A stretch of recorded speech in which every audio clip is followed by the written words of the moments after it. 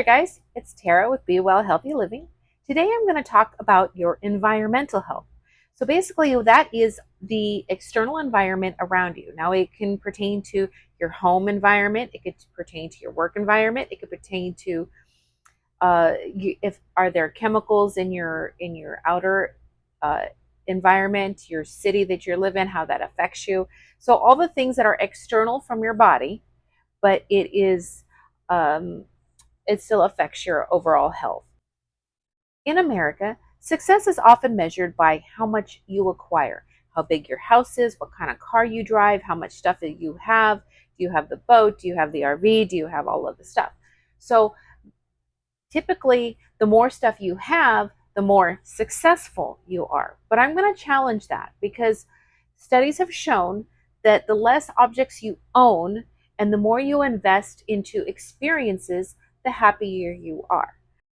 I'm going to take that one step further and talk about how little you actually need.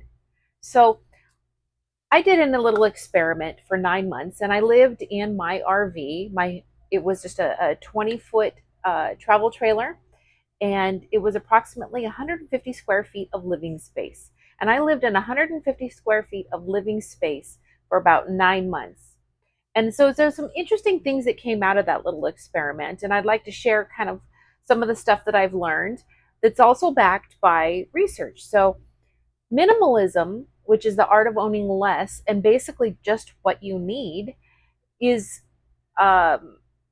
gaining more popularity nowadays, especially in contrast to the art to having more.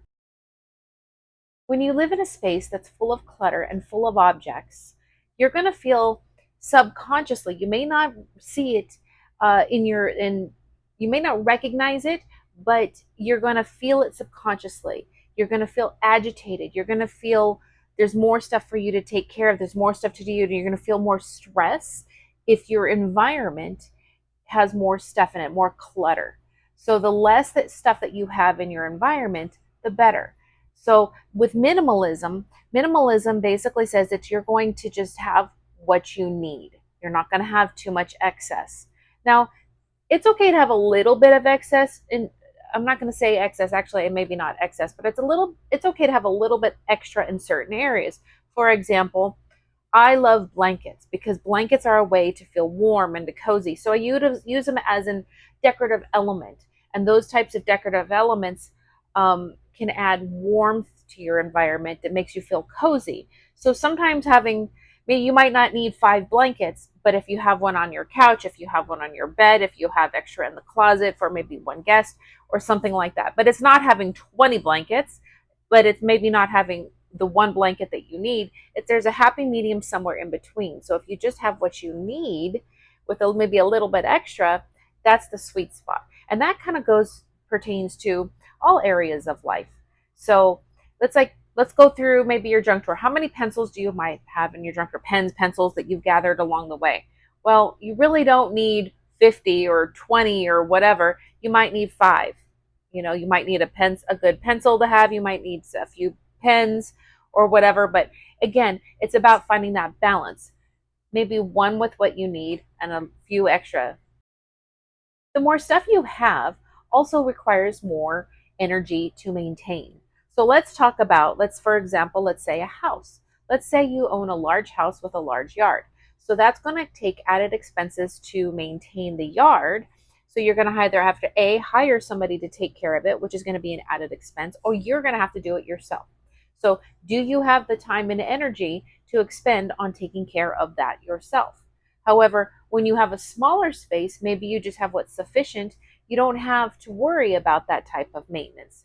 So you have more time to be free to do other things that you might enjoy. See, the key here is time. Time is something it's a resource that you're not going to get back. So time is extremely valuable. So when you look at everything, what time does this take away from me? That's when you're really going to get to understanding the importance of it. How much time do I need to maintain this? How much time do I need to invest into taking care of these things? Because when your house is full of clutter and things that you might not need, it's going to take time and energy to organize it, to stay on top of it, to do all those things to manage that that clutter. But the less you have, the less it takes to manage. That's why sometimes in American culture, when you think, oh, to have the big house is huge, it's going to be great, it's going to be successful. So either you're going to have to take care of it yourself, which again is time and money, or you're going to have somebody else take care of it. So that's a thing to look at and to consider as you're striving to get bigger more and more and more and more, is the time and energy it takes to maintain those things. Sure, yeah, you can just pay somebody else, but again, that's going to take money from your budget. So it's, you have to look at how it's going to affect you and how it's going to affect your pocketbook, but also how it affects your subconscious, because whether you realize it or not, you're going to feel it. So in my little experiment, I lived in 150 square feet of space in my RV. So a few of the things that I learned and that I truly experienced firsthand was just how little I actually truly needed. So, for example, let's take pots and pans. I cook. Maybe if you're a professional chef, you might need a few more things, but cooking basic, and I had 3 pots, different sizes each for different things. I had a pan, I had some knives for cutting, I had a cutting board, and crock pot, and so a couple small, very small appliances that fit in my space. And I found that that was more than enough that to get by and to do all the things that I needed to do.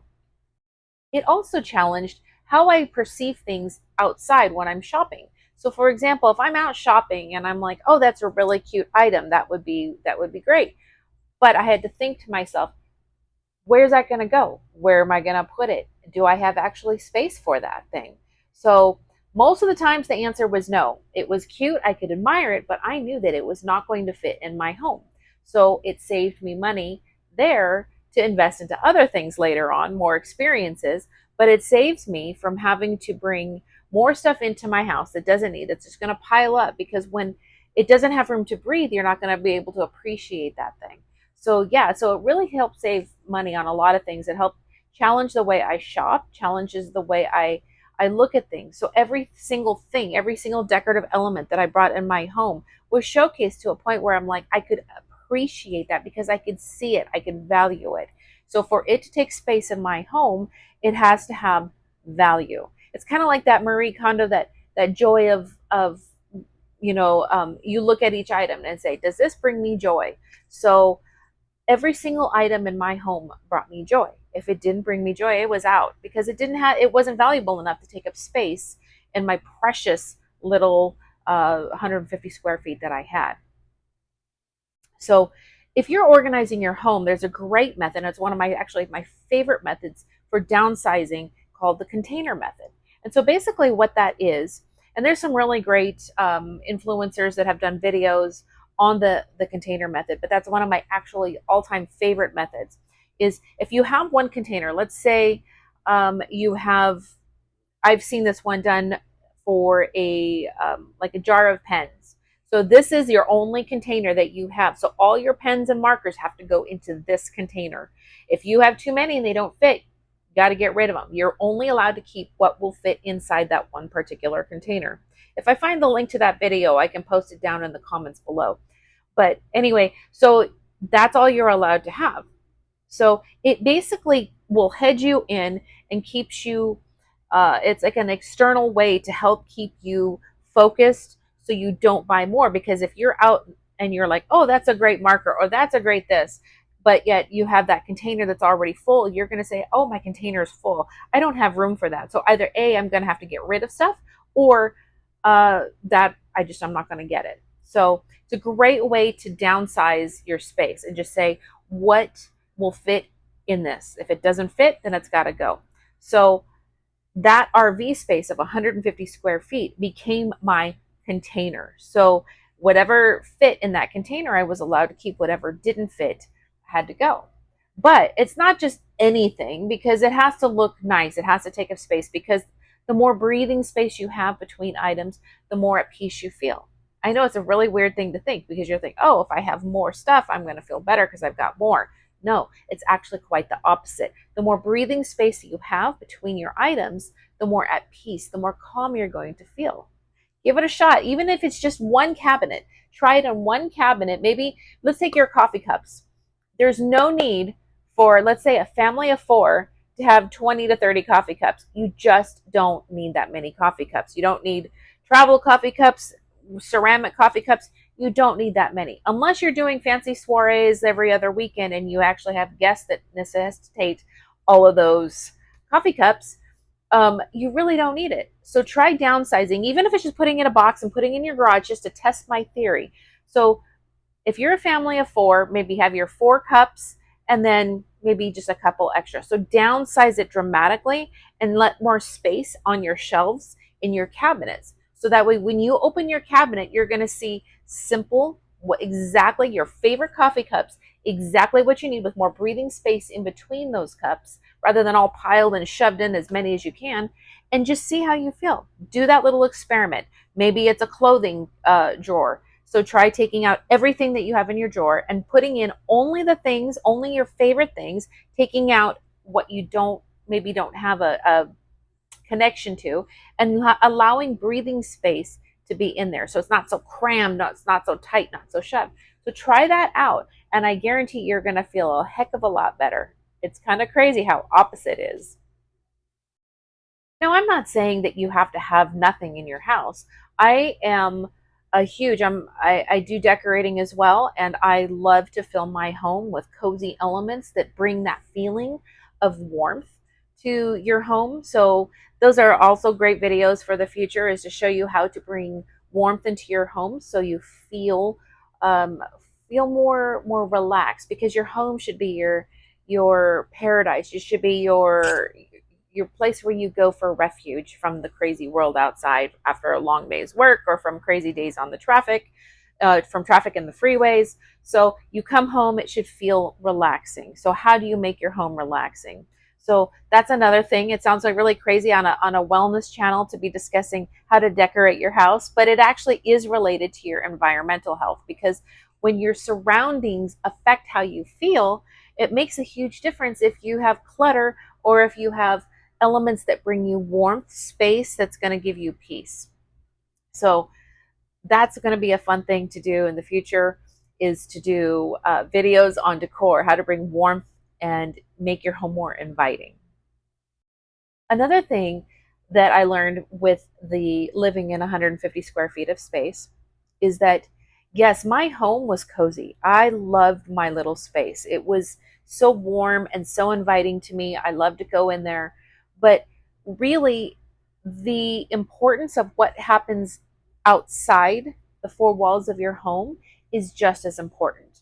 It's how we connect with community, how we relate to the people that are around us, our neighbors. Do we have good relationships with neighbors? Do we have good friends? Do we love our city that we live in?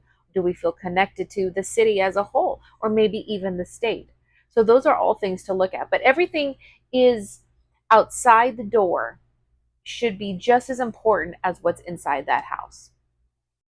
At the end of this video, I'm going to go ahead and post a little montage of my RV camper, so that way you can see how much space I actually had and what it looked like.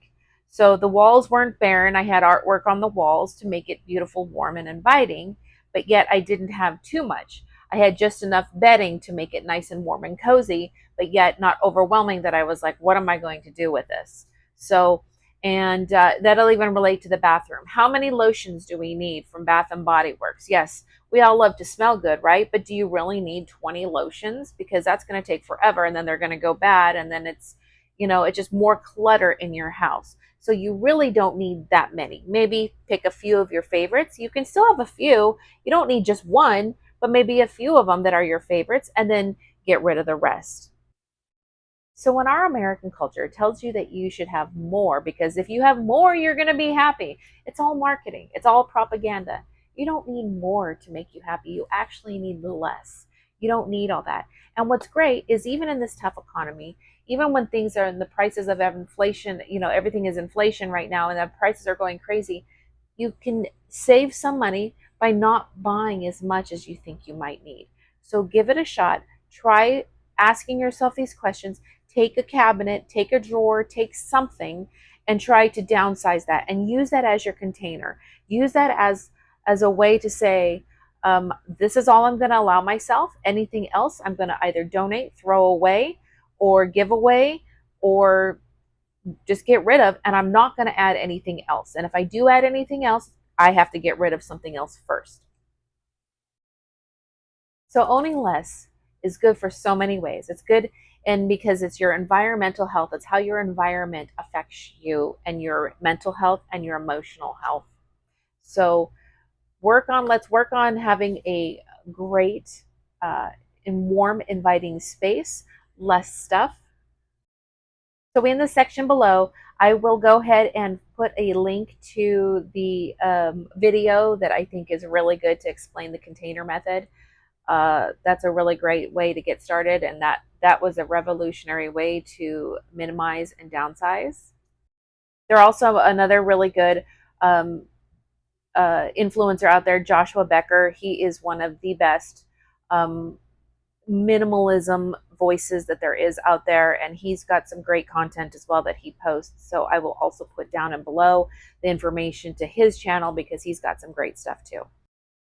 So in the end, it's learning to be content with what you truly need versus what you think you might need.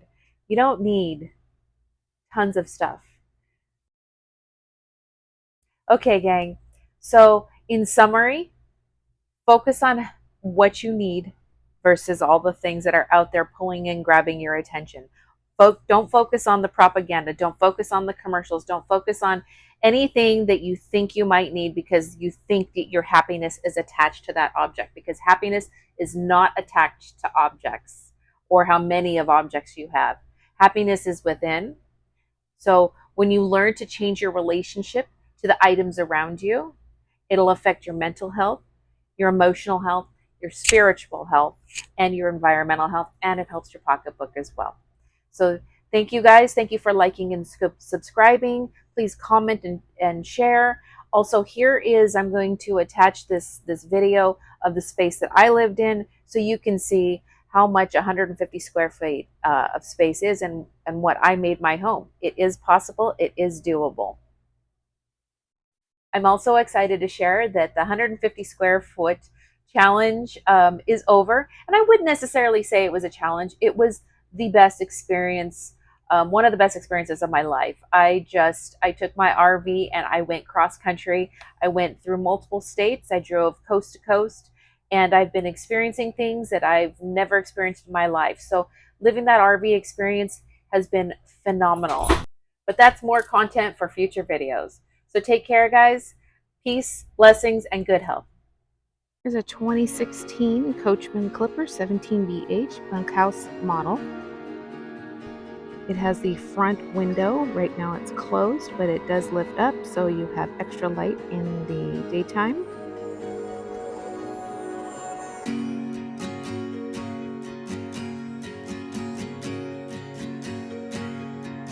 Large side window over the front bed.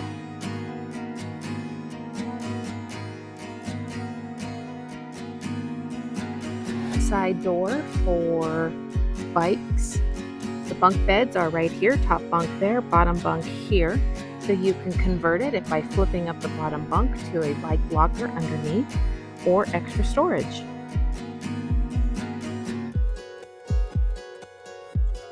It has a rear bathroom, so no windows in the back.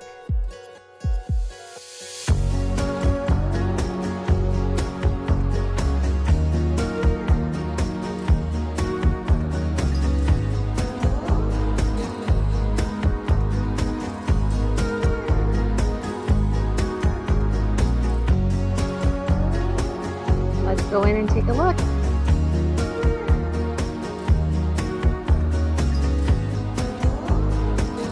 First thing off to the right is the bed. It's got the nice lighting up here. So I love these 3 windows just because it lets in tons of light. So in the wintertime when it's cold outside, it warms it up nicely in here. Gives it that nice, bright, airy feel. Good cross breeze and good ventilation. That's a dehumidifier, so just a little one here for the camper.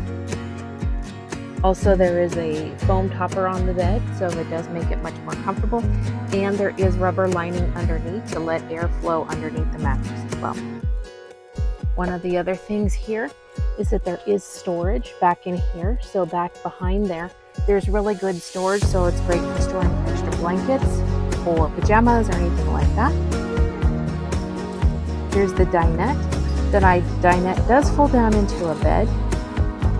Ample storage underneath that's being used. There is under cushion seating or under cushion storage as well. Look back here.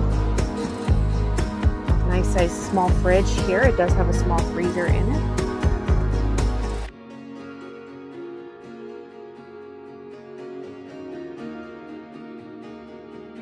It does have the double bunk.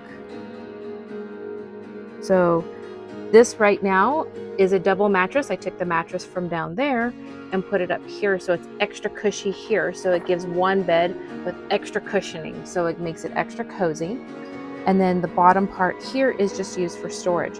So when you're not using this as a bunk and you take it out for storage, it goes all the way back. I've installed this. It easily comes out, so if you want to return it back to a double bunk, you can easily take that out and it becomes a double bunk again. But I personally like the storage. Here's the bathroom. So places for toilet paper. That little laundry thing is a trash can. Towels. Lots of storage space here. This is used decoratively but can be used for storage. This is storage here. This does fold out.